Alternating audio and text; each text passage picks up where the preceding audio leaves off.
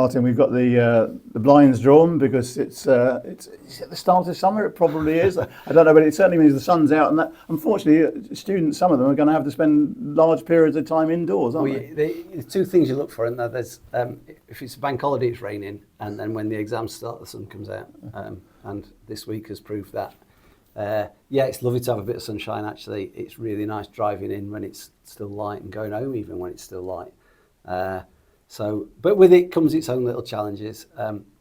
Believe it or not, I believe we had a phone call yesterday, our first phone call asking if the kids could go to PE kit because it was too hot. I think it was 17 degrees yesterday. So we've got to hold our nerve a little bit just to kind of reassure parents. We're still saying we want them in blazers.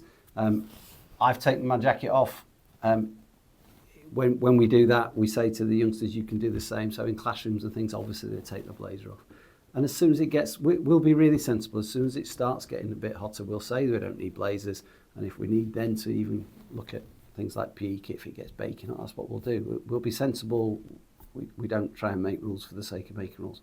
But it is lovely to have a bit of sunshine. Apart from those that are taking exams, as you said earlier, it's been a good start though on the exam front. Yeah, we're into it now. The kind of phony war is over, so we're into it for real. And 11s and 13s have made a really good start, as we hoped. We hope they would.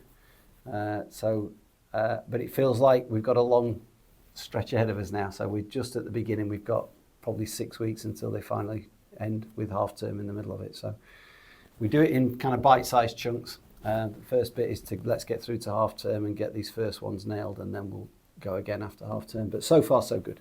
And the first ones have been largely art and photography and that. Yeah, a few more. We've got RS today. Yeah. We've had health and social. We got some of the deadlines on things like coursework have had to be in. So it is started for real now.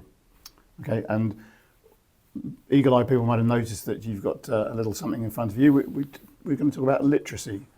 Because literacy is maybe at the core, at the foundation, the rock on which everything else is built. Yeah, we've put a big emphasis on literacy over the last few years. Tom Goodman has led it, and generally speaking, if Tom leads something, it tends to be done really, really well. He's really good at implementing things. So we've now got a reading system, a reading scheme embedded in tutor time, where we have right through to the sixth form tutors reading to their youngsters, which is a lovely way to start the day. It's Thursday today. I take a Year 8 literacy class where we do a little bit of work online and then I read to them. So it's becoming an integral part of what we do, because obviously it's the foundation for the vast majority of the subjects that they then take exams in. But what we really want to do is establish a reading culture in school. So it's not just doing it because they have to or because they're doing it with us, but we're trying to instill a love of reading in our youngsters. And if the staff can be role models in that, then I think that helps. I don't know whether you can use this chance to lay a few myths, but a lot of people think kids are just on their phones, they don't do any reading at all now. That's not true, is it? No, it's not. And if we can get the youngsters reading outside of school, obviously that's the cherry on the icing on the cake. But what we've got to do in school is give them as many opportunities to be reading as we possibly can. And no, I don't believe it is true. I mean, I think there's a danger on that with teenagers. They always get tarred with the same brush. Yeah. A lot of our youngsters, certainly higher up the school, are avid readers, and we know that. Brilliant. Talking of avid readers, it's National Share a Story Month, and we'll be doing a few things around that subject. We've been asking some of the students about their favourite reads, and we're going to put a video out on that. So we thought we'd put you through the same ordeal. Well, I've had a lovely surprise. I've always talked about the same 2 or 3 books for the last 15 years, really, about they're my favourite books. I love High Fidelity by Nick Hornby. I love Birdsong by Sebastian Faulks. Middle England, Jonathan Coe, or The Rotters Club, Jonathan Coe. And I've had these favourites for a while. I've had a lovely surprise recently, and I haven't got a copy of the book because it was so good I've passed it on to somebody else to read.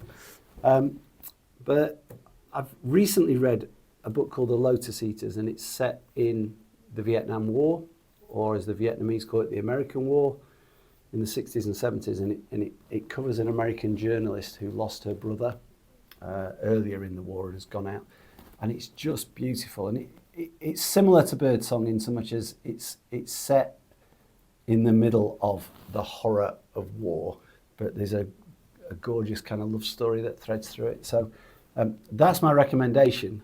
It helps that I did spend Easter with my 2 kids backpacking around Vietnam and Cambodia, so I always like to try and read something that's maybe vaguely thematic.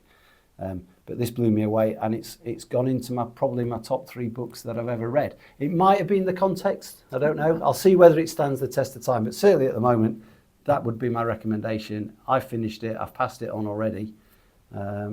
And if anybody gets the chance, it's probably 15, 20 years old now, but it's well worth a look. I think it is. I think 2010. Tatiana Soli. That's the one. Lovely. Thank you. That's the one. No problem.